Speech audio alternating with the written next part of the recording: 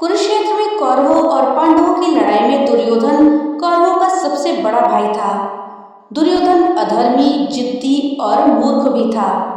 वह गांधारी और धृतराष्ट्र का पुत्र और कर्ण का मित्र था, परंतु वह अधिकतर बातें अपने मामा शकुनी की ही मानता था। दुर्योधन की जिद, अहंकार और लालच ने लोगों को युद्ध की आग में झोंक दिया था। इसलिए दुर्योधन को महाभारत का खलनायक कहते हैं। तो दोस्तों चलिए जानते हैं दुर्योधन के बारे में 10 रोचक बातें। इस जानकारी के लिए वीडियो में हमारे साथ अंत तक बने रहिएगा, जिससे कि आपको सही और सटीक जानकारी प्राप्त हो पाए। दोस्तों दुर्योधन के बारे में पहली जानकारी यह है कि दुर्योधन का जन्म 100 घड़े में से पहले घड़े से हुआ था। जब दुर्योधन का जन्म हुआ तो वो रोने के बजाय गधे की तरह रेंकने लगा और जन्म लेते ही बोलने भी लगा। दुर्योधन ने जैसे ही जन्म लिया तो कई तरह के अपशकुन देखने को मिले, जैसे सियार का जोर जोर से रोना, उल्लुओं का शोर मचाना, आसमान में अचानक काले बादल छा गए। इन घटनाओं को देखकर विदुर ने कहा कि ये अपशकुन बता रहे हैं कि ये पुत्र हस्तिनापुर के विनाश का कारण बनेगा। इसे त्यागने में ही भलाई है। परंतु मोहवश धृतराष्ट्र और गांधारी ने ऐसा करने से मना कर दिया। दोस्तों दुर्योधन को कलयुग का अवतार मानते हैं, क्योंकि दुर्योधन में वो सभी गुण मौजूद थे जो कलयुग के मनुष्य में होने चाहिए। इसलिए दुर्योधन को कलयुग का अवतार कहा जाता था। कहते हैं कि दुर्योधन कलयुग का अंश था, तो उसके 100 भाई पुलत्स्य वंश के राक्षस के अंश थे। वायु पुराण में राक्षसों को पुलह, पुलत्स्य, कश्यप और अगस्त्य ऋषि की संतान माना गया है। दुर्योधन कुटिल, क्रूर होने के साथ ही गदा युद्ध में पारंगत था। उसने शकुनी की चाल के तहत बलराम जी से गदा युद्ध करना सीख लिया था। महाभारत काल में बलराम, जरासंध, भीम और दुर्योधन को ही सर्वश्रेष्ठ गदाधर माना जाता था। भीम ने भी बलराम जी से ही गदा सीखी थी। गांधारी ने अपनी दिव्य दृष्टि से दुर्योधन के शरीर को वज्र के समान बना दिया था, परंतु श्री कृष्ण की नीति के तहत दुर्योधन के गुप्तांग और जंघा कठोर नहीं बन पाए थे।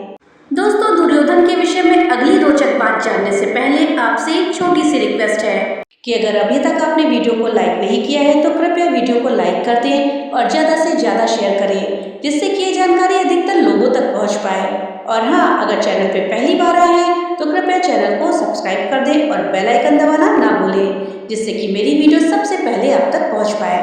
तो चलिए वीडियो में आगे बढ़ते हैं और जानते हैं दुर्योधन से जुड़ा हुआ 5वां रहस्य। दुर्योधन की मृत्यु सबसे अंत में हुई, और खास बात ये कि महाभारत के 18 दिन तक चले युद्ध के अंत के बाद दुर्योधन और भीम के बीच गदा युद्ध हुआ, जिसमें भीम ने दुर्योधन की जंघा उखाड़कर फेंक दी थी, जिसके चलते दुर्योधन की मृत्यु हो गई थी। एक बार महर्षि मैत्रेय हस्तिनापुर पधारे। विश्राम के बाद धृतराष्ट्र ने पूछा, भगवान, वन में 5 पांडु कुशल पूर्वक तो हैं? महर्षि ने कहा, वे कुशल है, लेकिन मैंने सुना कि तुम्हारे पुत्रों ने पांडवों को जुए में धोखे से हराकर वन में भेज दिया है। ऐसा कहकर पीछे मुड़ते हुए उन्होंने दुर्योधन से कहा, तुम जानते हो पांडव कितने वीर और शक्तिशाली हैं? महर्षि की बात सुनकर दुर्योधन ने क्रोध में अपनी जंघा पर हाथ से ताल ठोक दी। दुर्योधन की ये उद्दंडता देखकर महर्षि को क्रोध आ गया और उन्होंने कहा, तू मेरा तिरस्कार करता है, मेरी बात शांतिपूर्वक सुन नहीं सकता? जा उद्दंडी, जिस जगह पर तू ताल ठोक रहा है उस जगह को भीम अपनी गदा से तोड़ देगा। बस यही शाप दुर्योधन को ले डूबा था। दोस्तों रिश्ते में दुर्योधन जहां अर्जुन का सौतेला भाई था, वहीं श्री कृष्ण का समधी भी था। श्री कृष्ण के पुत्र साम्ब ने दुर्योधन की पुत्री लक्ष्मणा से विवाह किया था। अर्जुन और श्री कृष्ण भी आपस में भाई ही थे, क्योंकि अर्जुन श्री कृष्ण की बुआ कुंती का लड़का था। लेकिन अर्जुन ने जब श्री कृष्ण की बहन सुभद्रा से विवाह किया तो वे उनके जीजा भी बन गए। दुर्योधन के बारे में अगली रोचक कथा है कि दुर्योधन ने पांडवों को मारने के लिए सबसे पहले भीम को जहर देकर नदी में फेंकवा दिया था, लेकिन भीम बच गए थे। फिर दुर्योधन ने पांडवों को मारने के लिए वर्णावत में लाक्षागृह का निर्माण कराया। वहां से भी पांडव बचकर निकल गए। फिर पांडवों ने वनवास होने के बाद अज्ञातवास में दुर्योधन जंगल जंगल पांडवों को ढूंढने के लिए अपनी सेनाएं भेजता रहता था। दुर्योधन ने शकुनी की कुटिल नीति के चलते ही पांडवों के मामा शाल्य को अपनी ओर से युद्ध लड़ने के लिए राजी किया था। महाभारत की कथा में ऐसा प्रसंग भी आया है कि दुर्योधन ने काम पीड़ित होकर कुंवारी कन्याओं का अपहरण किया था। दूध क्रीड़ा में पांडवों के हार जाने पर जब दुर्योधन भरी सभा में द्रौपदी का अपमान कर रहा था, तब गांधारी ने भी इसका विरोध किया था। फिर भी दुर्योधन नहीं माना था। यह आचरण धर्म विरुद्ध ही तो था। जब दुर्योधन को लगा कि अब तो युद्ध होने वाला है, तो वह महाभारत युद्ध के अंतिम समय में अपनी माता के समक्ष नग्न खड़ा होने के लिए भी तैयार हो गया। महाभारत में दुर्योधन के अनाचार और अत्याचार के किस्से भरे पड़े हैं। दोस्तों, पांडवों और कौरवों के द्वारा यादवों से सहायता मांगने पर श्री कृष्ण ने पहले तो युद्ध में शस्त्र न उठाने की प्रतिज्ञा करी और फिर कहा कि एक तरफ मैं अकेला और दूसरी तरफ मेरी एक अक्षौहिणी नारायणी सेना होगी। जब अर्जुन व दुर्योधन को इनमें से एक का चुनाव करना था, तो अर्जुन ने तो श्री कृष्ण को ही चुना। तब श्री कृष्ण ने अपनी एक अक्षौहिणी नारायणी सेना दुर्योधन को दे दी और खुद अर्जुन का सारथी बनना स्वीकार किया।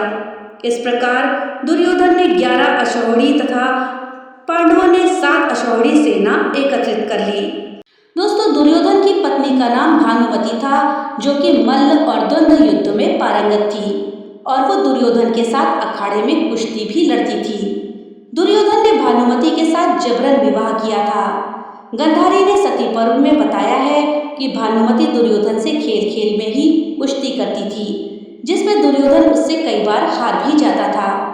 भले ही दुर्योधन भानुमति को हरण करके लाया था, लेकिन भानुमति को दुर्योधन से प्यार हो गया था। भानुमति को दुर्योधन और पुत्र लक्ष्मण की मौत का गहरा धक्का लगा था। उससे सांत्वना देने वाला कोई नहीं बचा था। अंत में वो बेचारी पांडवों के आश्रय पर जिंदा रही और बड़ी मुश्किल से जीवन गुजारा। दुर्योधन की बहन का नाम दुश्शला था, जिसका विवाह सिंधु नरेश जयद्रथ से हुआ था। दुर्योधन से जुड़ी हुई अंतिम रोचक बात। कौरवों की सेना सभी तरह से शक्तिशाली थी, एक से बढ़कर एक महारथी थे, परंतु फिर भी सभी हार गए और इसका एकमात्र कारण दुर्योधन स्वयं था, क्योंकि उसने सही समय पर सही निर्णय नहीं लिया और कई तरह की गलतियां करी। पहली गलती उसने ये करी कि उसने श्री कृष्ण की बजाय नारायणी सेना को चुना। दूसरी गलती, उसने भीष्म पितामह और द्रोणाचार्य की बातों पर ध्यान नहीं दिया। भीष्म ने उसे 5 सोने के तीर दिए थे और कहा था कि कल सुबह मैं इन तीरों से 5 पांडवों का वध कर दूंगा। दुर्योधन वह तीर अपने पास रख लिया और अर्जुन के वरदान मांगने पर उसे दे दिया। चौथी चूक, उसने कर्ण से कहा कि घटोत्कच को मार दो और कर्ण ने अपना अचूक अमोघ अस्त्र घटोत्कच पर चला दिया और अपनी शक्ति खो दी। 5वीं चूक उसने ये की कि जयद्रथ को वह उचित सूचना नहीं दे पाया और 6ठी चूक ये थी कि उसने उचित समय पर अश्वत्थामा को सेनापति नहीं बनाया, अन्यथा युद्ध का परिणाम कुछ और ही होता। तो दोस्तों, ये थी दुर्योधन से जुड़ी हुई कुछ रोचक बातें। जानकारी आपको कैसी लगी हमें कमेंट बॉक्स में लिख करके जरूर बताइएगा। तो मिलते हैं अगली नई वीडियो के साथ, तब तक के लिए राधे राधे।